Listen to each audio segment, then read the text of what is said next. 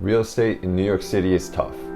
The unknown, the cost of living, the generation-old circles that are impossible to break in, and the reality that the top 20% of agents do 80% of the business.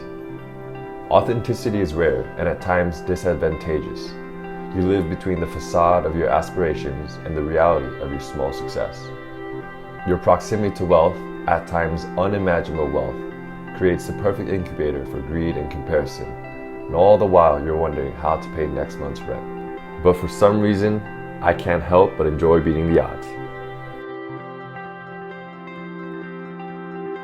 If you're new to the channel, my name is Anthony Park and I'm a real estate agent in New York City, but I also create content like this.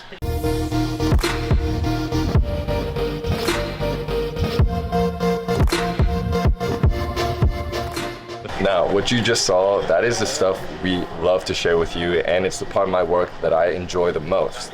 But it's not an honest depiction of everything that I do. And so in this video, we're going to talk about all the things that aren't so glamorous, including my struggles, my first year, and how much I actually made. I think it's going to surprise you. Follow me.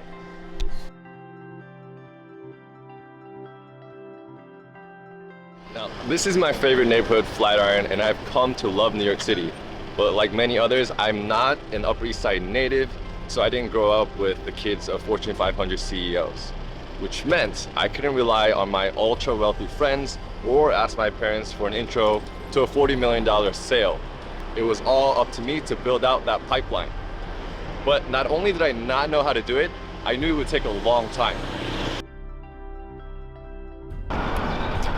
And it may seem obvious, but real estate is sales, which means non-stop networking. And for someone who flip-flops between being an introvert and extrovert every minute, despises the idea of cold calling, and gets tired after just an hour of talking, I had to figure something out. Not to mention, networking costs money. Well, actually, breathing here in the city costs money. Got coffees, lunches, dinners, happy hours, client Ubers, Subway, anything you do. And so anytime I had the choice, I would always opt for a coffee or take the city bike because it's cheaper, mainly.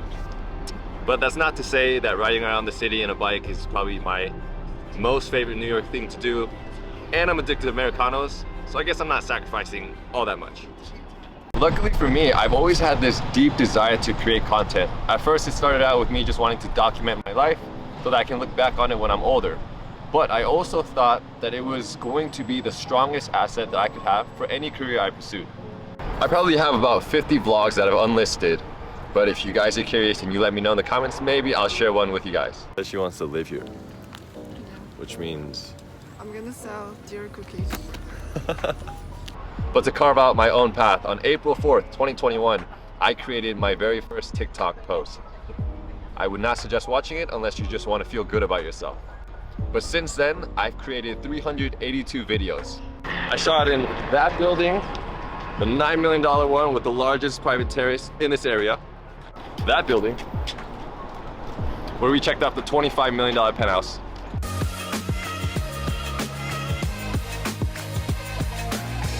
That building, the $9 million penthouse. This building behind me, and so many more.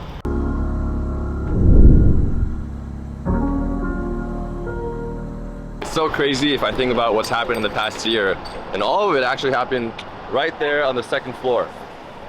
But recently we moved right across the street over here. So let's go upstairs.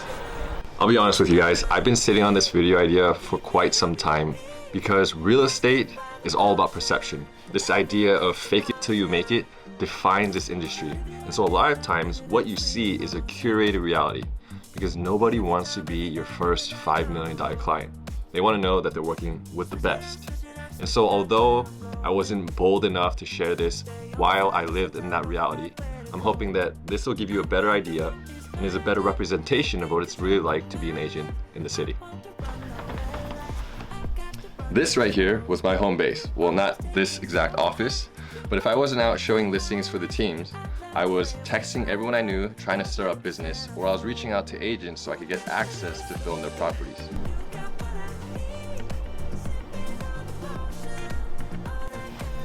So, thank you for being patient. Now the big question, how much should I make my first year as a real estate agent? Well,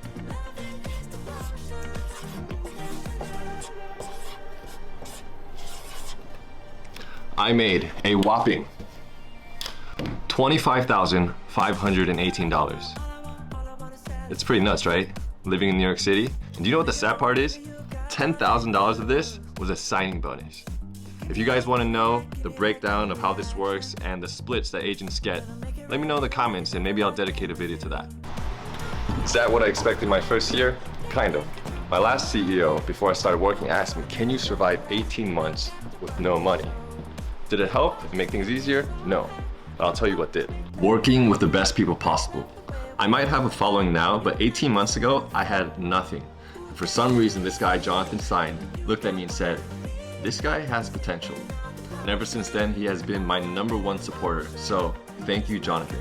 Also, shout out to my day one OG member, Ben Nichols, and to the rest of the team who makes working feel like it's not work.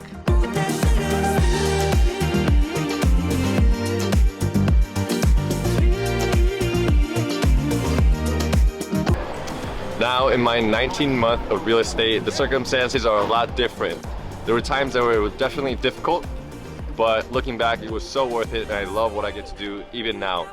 If you want to get in touch, my information is in the description below. Let me know what you guys think about this content. And I really hope that this sheds a little bit more light into the truth and the reality behind being a luxury real estate agent in New York City. I'll see you guys next time. Peace.